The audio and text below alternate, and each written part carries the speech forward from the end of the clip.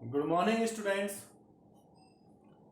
आज हम जो हमारा पहला चैप्टर चल रहा है उसमें संतुलित रासायनिक समीकरण पर आधारित प्रश्न कैसे बनते हैं। पिछली क्लास में मैंने आपको बताया था कि अगर हमें संतुलित रासायनिक समीकरण ज्ञात है तो हम द्रव्यमान में संबंध बता सकते हैं, द्रव्यमान आयतन में संबंध बता सकते हैं, मोल द्रव्यमान में संबंध बता सकते हैं, मोल आयतन में संबंध बता सकते हैं। तो किस प्रकार के प्रश्न बनते हैं, आपको उनको कैसे सोल्व करना है, उसी पर आज हमारी क्लास आधारित होगी। ये देखिए प्रश्न पहला,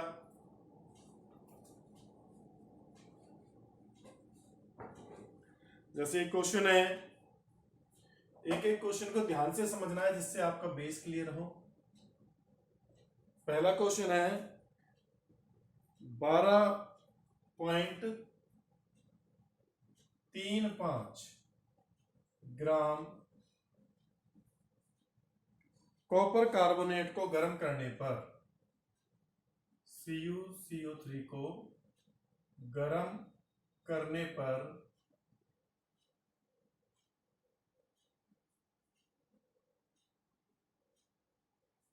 प्राप्त कॉपर ऑक्साइड का द्रव्यमान ज्ञात कीजिए। द्रव्यमान ज्ञात करो। ये क्वेश्चन है, ये क्वेश्चन आ गया, आपको ऐसा ही क्वेश्चन मिलेगा एग्जाम में। 12.35 ग्राम कॉपर कार्बोनेट को गर्म करने पर प्राप्त कॉपर ऑक्साइड का द्रव्यमान ज्ञात करो। तो यहां पर अगर आपको इस सवाल की हिंट पकड़नी है तो सबसे पहला काम आपको क्या करना है कि कॉपर कार्बोनेट को गर्म करने पर जो अभिक्रिया हो रही है उसकी संतुलित रासायनिक समीकरण लिखो। सबसे पहला काम आप क्या करोगे, संतुलित रासायनिक समीकरण लिखोगे। तो कॉपर कार्बोनेट है, इसको मैंने गर्म किया, ये गर्म करने का साइन है। क्या क्या मिलेगा, देखो एक तो कॉपर ऑक्साइड तो मिलेगा ही, कॉपर ऑक्साइड, साथ में CO2 गैस निकलेगी। आपको एक चीज बता देता हूं, जो कार्बोनेट है वो CO2 और ऑक्सीजन में टूटता है, तो ऑक्सीजन अकेली रह नहीं सकती, इसलिए वो दूसरे तत्व से क्रिया कर लेती है। यहां पर कॉपर ऑक्साइड और CO2 मिली है। अब देखो क्या ये समीकरण संतुलित है। सबसे पहले समीकरण को चेक करो, संतुलित है नहीं। कॉपर का एक परमाणु, कॉपर का एक परमाणु, कार्बन का एक, कार्बन का एक, ऑक्सीजन यहाँ 3 है, यहाँ पर भी 1 और 2 3, तो मतलब हमारे सारे तत्वों के परमाणु समान है क्रियाकारक और उत्पाद में। इसका मतलब ये समीकरण संतुलित है। अब मैंने आपको बताया था कि क्रियाकारक और उत्पाद के आगे जो संख्याएं लिखी होती हैं वो उनके रस समीकरण मिति गुणांक होते हैं, जो उनके मोलों के बारे में बताते हैं। तो यहां पर देखो सबके आगे एक एक है, ये कुछ नहीं लिखने का मतलब क्या है, ये पूरा एक अणु है, ये एक अणु है, ये एक अणु है, तो ये इनके क्या है, मोल है। तो कहने का अर्थ है कि 1 मोल कॉपर कार्बोनेट को गर्म किया तो 1 मोल ही कॉपर ऑक्साइड मिलेगा और 1 मोल ही क्या मिलेगा, CO2 गैस। अब देखो इस सवाल में अपन को इन दोनों में रिलेशन निकालना है, इतने ग्राम से कितने ग्राम कॉपर ऑक्साइड, इसका तो कोई वही। अब आपको पता है 1 मोल का द्रव्यमान कितना होता है, मैंने मोल अवधारणा में बताया था, किसी भी पदार्थ का 1 मोल लोगे तो उसके अणु भार के बराबर उसका क्या होगा, द्रव्यमान।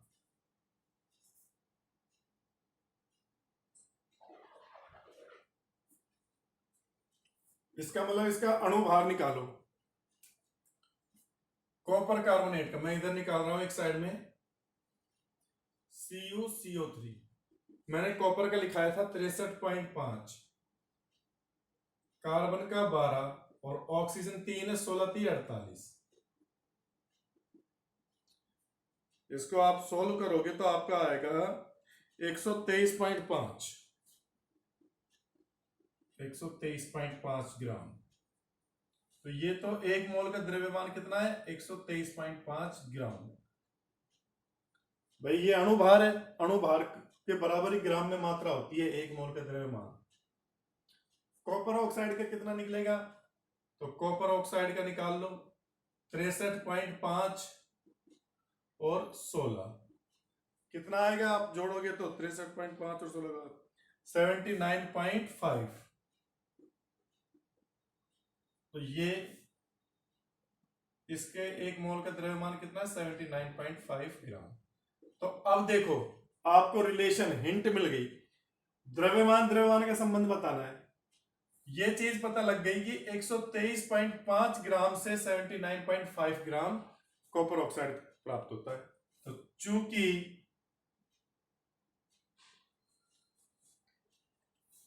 123.5 ग्राम CuCO3 से कॉपर ऑक्साइड प्राप्त होता है, कितना 79.5 ग्राम, इसलिए 1 ग्राम से होगा 79.5 अपॉन 123.5, और इसीलिए ये दिया है सवाल में 12.35 ग्राम से कितना प्राप्त होगा इंटू 12.35। भाई इसको काटो, क्या आएगा ये, कितनी बार चला जाएगा ये, इस पॉइंट को हटाओ, इसको हटाओ, तो यहां पर एक जीरो बढ़ जाएगी, इसका इसमें भाग दोगे तो 1/10 79.5 अपॉन 10 कितना बच जाएगा 7.95 ग्राम। तो आ गया देखो आंसर आपका कि अगर आपको संतुलित समीकरण आती है और ये रासायनिक समीकरण संतुलित आती है तो आपको मोल पता चल जाते हैं, मोल से हम उस समीकरण में संतुलित समीकरण का में पदार्थों के द्रव्यमान निकाल लेते हैं, द्रव्यमानों का संबंध पता लगा तो अपना हल कर सकते हैं, आयतन का भी पूछ सकता है ये। तो ये आपका पहला क्वेश्चन है, इसको नोट कीजिए, नोट कर लीजिए इसको, फिर अगला क्वेश्चन करेंगे।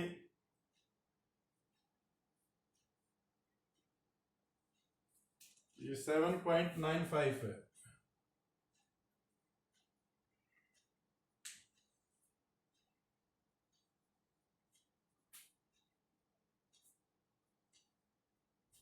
अब दूसरा क्वेश्चन देखते हैं, स्क्रीनशॉट ले लो इसका, इसके बाद दूसरा क्वेश्चन देखेंगे।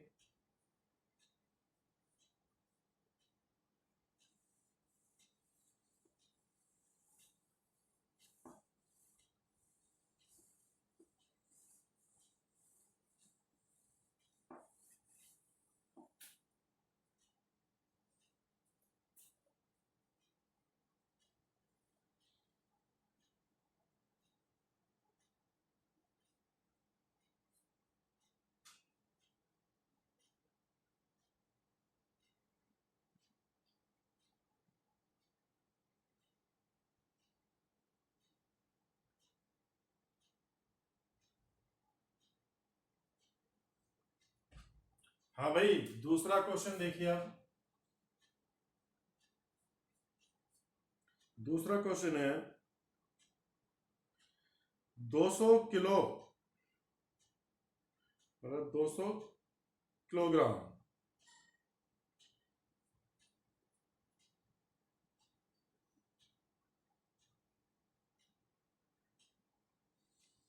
क्वेश्चन में चेंज करो बेटा, 200 किलो नहीं ये 200 ग्राम, 200 ग्राम 95% शुद्ध चूने के पत्थर, चूने के पत्थर को गर्म करने पर प्राप्त कैल्शियम ऑक्साइड का द्रव्यमान ज्ञात करो, द्रव्यमान ज्ञात करो। देखो बहुत ही अच्छा क्वेश्चन है। पहली चीज आप अटकोगे कहां, चूने का पत्थर, सर चूने का पत्थर क्या होता है, तो आपको याद के लिए बता दूं, शायद 10वीं क्लास में भी बताया होगा टीचर ने, कि चूने का पत्थर जो कैल्शियम कार्बोनेट है CaCO3, इसी का सामान्य नाम चूने का पत्थर है। तो पहली चीज तो ये क्लियर हो गई आपको कि चूने के पत्थर का फॉर्मूला क्या है, CaCO3। दूसरी चीज, ये 95% शुद्ध है, मतलब पूरा 100% नहीं है। 200 ग्राम में आपको कैल्शियम कार्बोनेट कितना मिलेगा, 100 ग्राम में 95% मिल रहा है, तो 200 ग्राम में तो आपको निकालना पड़ेगा। तो पहले तो शुद्ध चूने के पत्थर का द्रव्यमान ज्ञात करो। शुद्ध चूना, शुद्ध चूना, चूने के शुद्ध चूने के पत्थर का द्रव्यमान कैसे ज्ञात करोगे भाई, 95% है, मतलब 100 ग्राम में 95% चूने का पत्थर है शुद्ध, तो 95/100, इसलिए 200 ग्राम में कितना होगा, इंटू 200, कितना आ जाएगा आपका 190 ग्राम। तो ये क्वेश्चन क्या है, ये क्वेश्चन ये नहीं है कि 200 ग्राम से कितना प्राप्त हो रहा है, क्वेश्चन है कि 190 ग्राम से कितना प्राप्त होगा, क्योंकि इसकी शुद्धता 95% है, पूरी 100% नहीं है।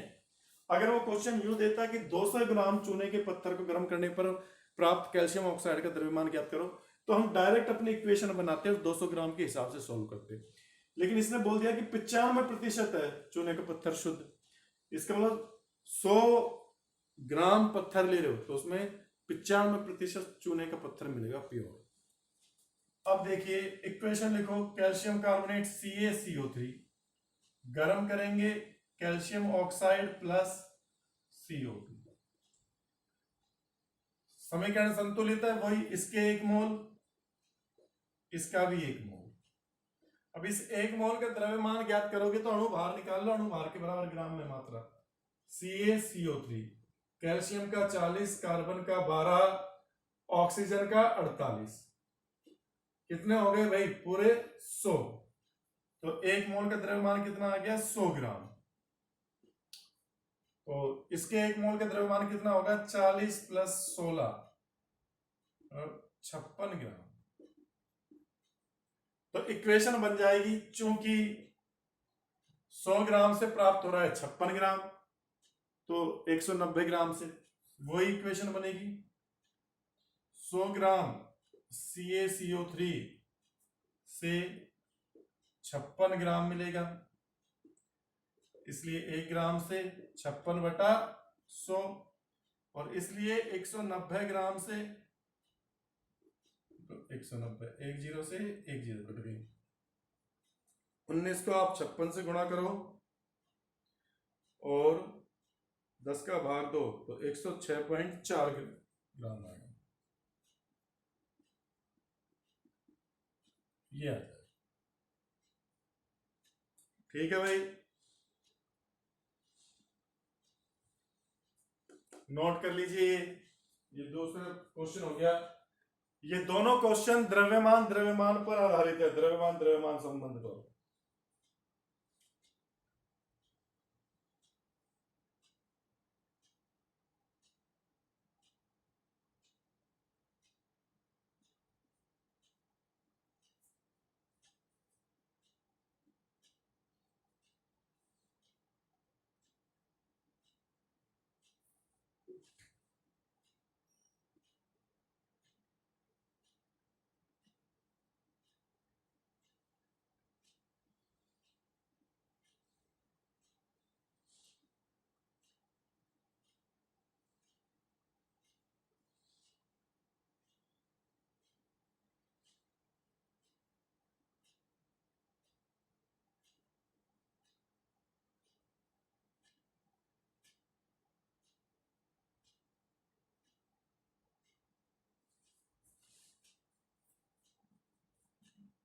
अब देखिए तीसरा क्वेश्चन,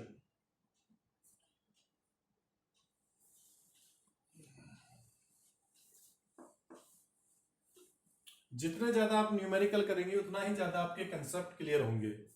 अब मैं द्रव्यमान और आयतन में संबंध बता रहा हूं, मोल आयतन और द्रव्यमान आयतन में। क्वेश्चन है KClO3 को गर्म करने पर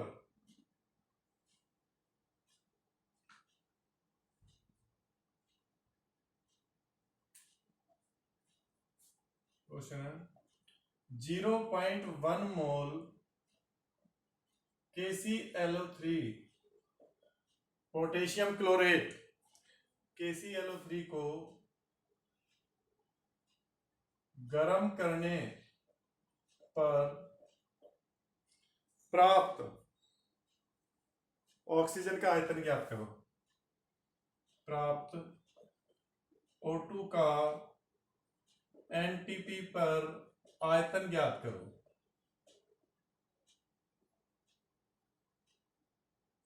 आयतन ज्ञात करो। हाँ भाई, कैसे करोगे आप? सबसे पहला काम, समीकरण लिखिए, संतुलित समीकरण। पोटेशियम क्लोरेट है, गर्म कर रहे हो, KCl और O2 में टूटेगी ऑक्सीजन। अब देखो समीकरण संतुलित नहीं है, इसको 2 से गुणा करो, इसको 3 से गुणा करो, 6 ऑक्सीजन होगी और ये 2 KCl। अब इनके रस समीकरण में 3 गुणा के 2 2 3, तो अपन को इससे क्या पता लग रहा है इस समीकरण से कि 2 मोल पोटेशियम क्लोरेट को गर्म करोगे तो 2 मोल पोटेशियम क्लोराइड और 3 मोल ऑक्सीजन मिलेगी। अब देखो 2 मोल से 3 मोल, अब 3 मोल ऑक्सीजन का आयतन कितना होगा? तो मैंने बताया था एनटीपी पर प्रत्येक गैस के 1 मोल का आयतन 22.4 लीटर होता है। तो आयतन कितना होगा? 3 इंटू 22.4 कितना आ जाएगा? 4 3 12, 3 6 1 7, 3 9 6, 67.2 लीटर। इसका मतलब इसके 2 मोल को आप गर्म कर रहे हो तो इसके 67.2 लीटर मिल रहे हैं। अब पर इसका 0.1 मोल ही दिया है इसने, तो 2 मोल से इतना लीटर मिल रहा है, 1 मोल से कितना मिलेगा? 67.2 अपॉन 2, और इसलिए 0.1 मोल KClO3 से कितना मिलेगा? तो 0.1। क्या करोगे भाई? दो का देखो, ये पॉइंट हटाओगे नीचे, ये 20 हो जाएगा, ये 200 हो जाएगा। यहां पर 672 अपॉन 200 कर दो भाई। इस पॉइंट को हटाओगे नीचे 10 आ जाएगा, इस पॉइंट को हटाओगे नीचे 10 आ जाएगा।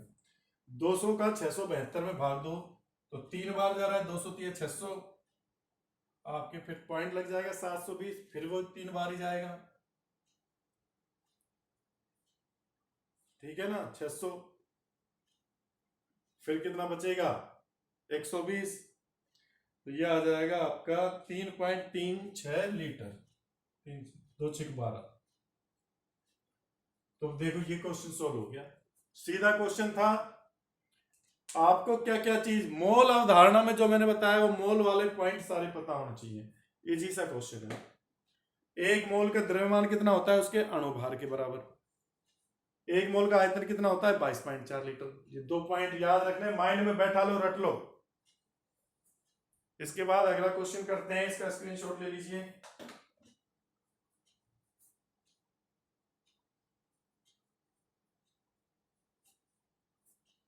स्क्रीनशॉट लो भाई इसका।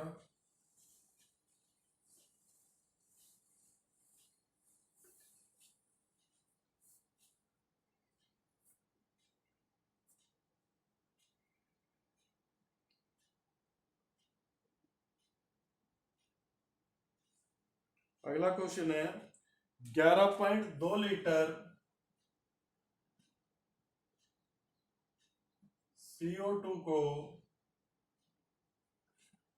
11.2 लीटर CO2 को प्राप्त करने के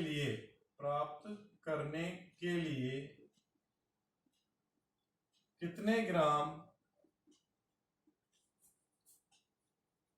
CaCO3 कैल्शियम कार्बोनेट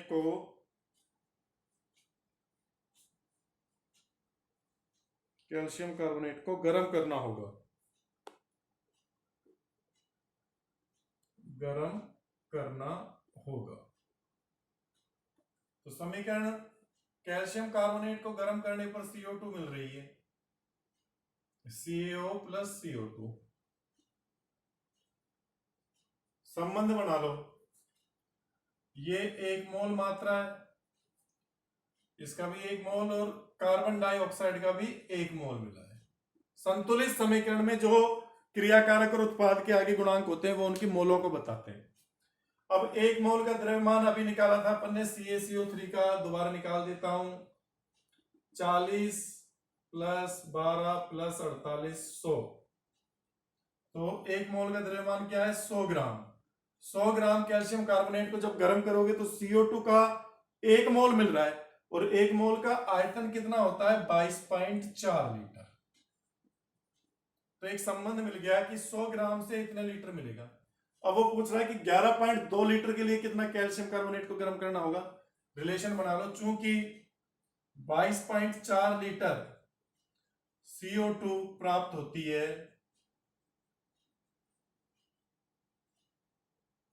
100 ग्राम CaCO3 से, इसलिए 1 लीटर CO2 प्राप्त होगी 100 बटा 22.4, और इसीलिए आपका कितना है ये? 11.2 लीटर CO2 प्राप्त होगी, तो इंटू 11.2, 2 बार जा रहा है, 50 आ जाएगा, 50 ग्राम सीधा सीधा। कितना इजी क्वेश्चन है। वैसे ही हो जाता 22.4 लीटर के लिए 100, 11.2 22.4 का आधा है, तो ये भी आधा हो जाएगा 50 ग्राम। तो हो गया ये क्वेश्चन इजी सा। इसका स्क्रीनशॉट ले लीजिए, फिर अगला क्वेश्चन देखते हैं।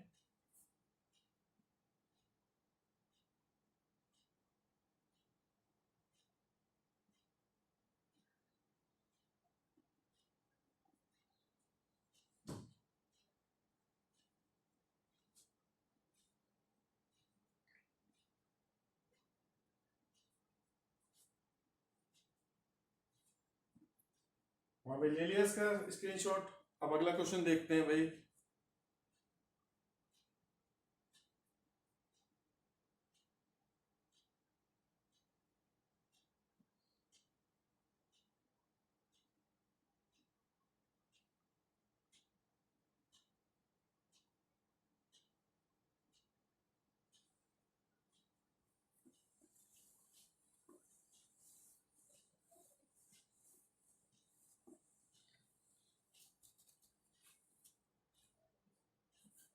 अगला क्वेश्चन है 16 ग्राम मैथेन के दहन 16 ग्राम मैथेन के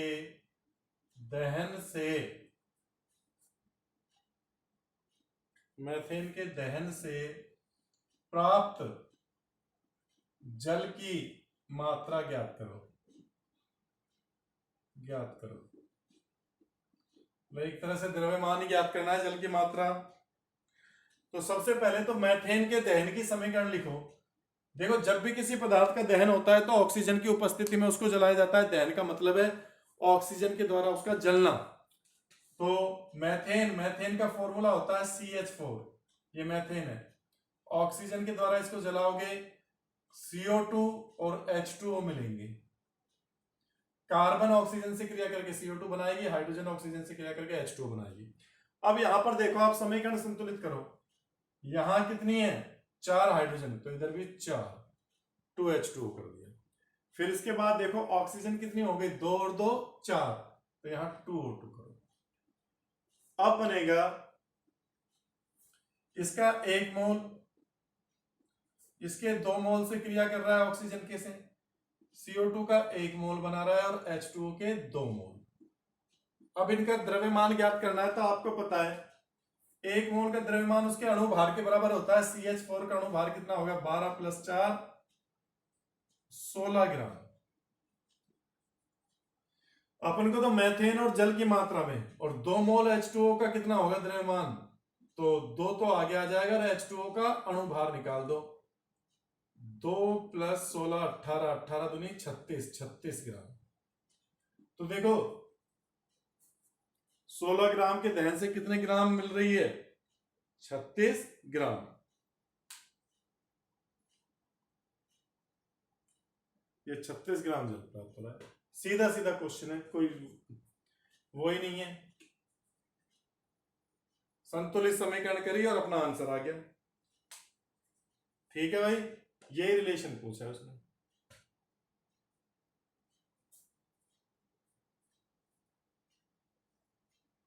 इसके बाद ऐसा ही एक और क्वेश्चन है सरल सा, वो और देख लीजिए। ये तो इजी था, थोड़ा सा हार्ड लेवल है क्वेश्चन। यही है, मीथेन के दहन से आधारित। मीथेन के कितने मोलों के दहन से 22 ग्राम CO2 प्राप्त होगी? मीथेन के कितने मोलों के दहन से 22 ग्राम CO2 प्राप्त होगी? क्वेश्चन को कहीं से भी घुमा सकता है। समीकरण लिखो सबसे पहले, मीथेन CH4 ऑक्सीजन के द्वारा जल रही है, CO2 + H2O बनाया। समीकरण संतुलित करो, यहां 4 हाइड्रोजन है, इधर भी 4 किया, ऑक्सीजन भी 4 हो गई, 2 ये रही 2 ये रही। इसके 1 मोल, इसके 2 मोल,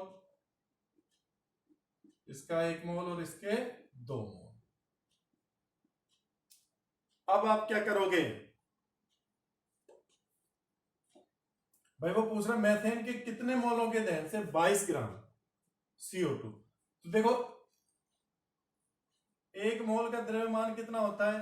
उसके अणुभार के बराबर, 12 और 4 16 ग्राम। CH4 का अणुभार क्या है? 16, तो ग्राम में व्यक्त कर दो। और इसका कितना होगा 1 मोल का? 12 + 16 दूनी 32, 44 ग्राम। तो एक रिलेशन आ गया, 44 ग्राम के लिए कितने मोल चाहिए? 1 मोल। तो 22 ग्राम के लिए कितने मोलों की आवश्यकता होगी? द्रव्यमान भी नहीं निकालना पड़ेगा अपन को, तो मोल निकाल लें। 1 मोल से कितना द्रव्यमान मिल रहा है CO2 का? 44 ग्राम। तो सीधा सीधा निकाल दो संबंध। 44 ग्राम CO2 प्राप्त होती है, किससे?